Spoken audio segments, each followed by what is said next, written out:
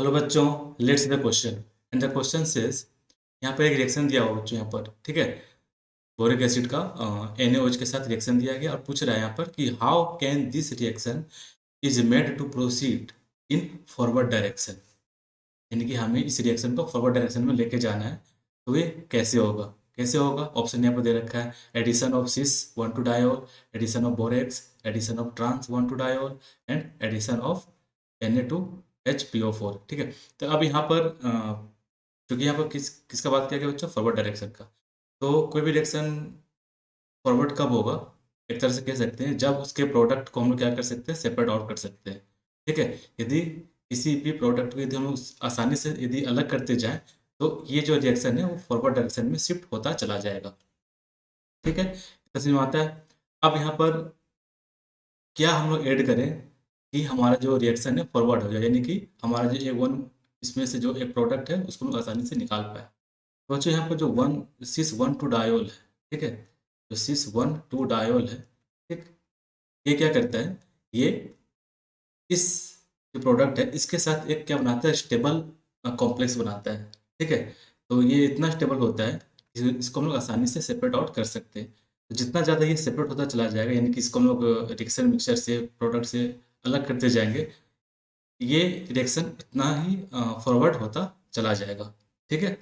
तो अब चलिए देखते हैं कि रिएक्शन कैसे मूव करता है, प्रोसीड करता है। ठीक। तो हम लोग इतना जानते हैं कि फॉरवर्ड डायरेक्शन में कैसे चला जाएगा। तो अब क्या करेंगे, इसका हम रिएक्शन करवाते हैं इस प्रोडक्ट के साथ। ठीक है। तो हमारे पास प्रोडक्ट बन के आता है ये बच्चों, OH OH OH OH। ठीक है। यहाँ पर हमारा क्या है, माइनस चार्ज है। अब ये क्या होगा, यहाँ से हमारा 2 मॉलिक्यूल ऑफ वाटर बाहर निकल के आएगा। ठीक है। तो आपस में यहाँ पे क्या होगा, एक बॉन्ड बनेगा। ठीक, इसको हम लोग नीचे दिखाते हैं। तो हमारा कुछ ऐसा बॉन्ड यहाँ पर देखने को मिलेगा, इस तरह का आगे ये चलेगा। ठीक। अब क्या होगा फिर, हमारे पास अभी भी यहाँ पर इसके 2 OH बाकी है, तो ये फर्दर क्या करेंगे, ये फर्दर ये डायोल से रिएक्शन करेगा। ठीक है।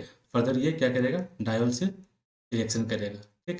जब ये फिर से डायोल से रिएक्शन करेगा तो यहाँ पर ये 2 मॉलिक्यूल ऑफ वाटर बाहर निकलेंगे और एक स्टेबल कॉम्प्लेक्स हमें बना बन जाएगा। ठीक है।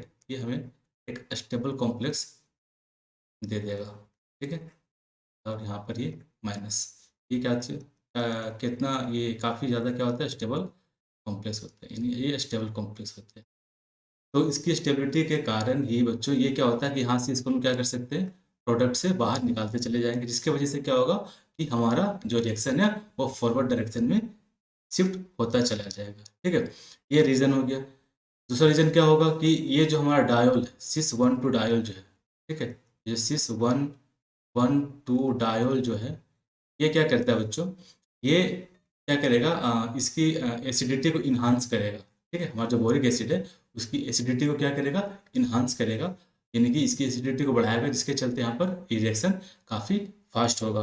तो हम लोग कह सकते हैं कि यदि हम लोग इस रिएक्शन में, ठीक है, इस रिएक्शन को फॉरवर्ड डायरेक्शन में ले जाना है, तो हमें सिस 1 टू डायल ऐड करना पड़ेगा। तो बच्चों हमारा जो करेक्ट आंसर रहेगा वो क्या आएगा, ए।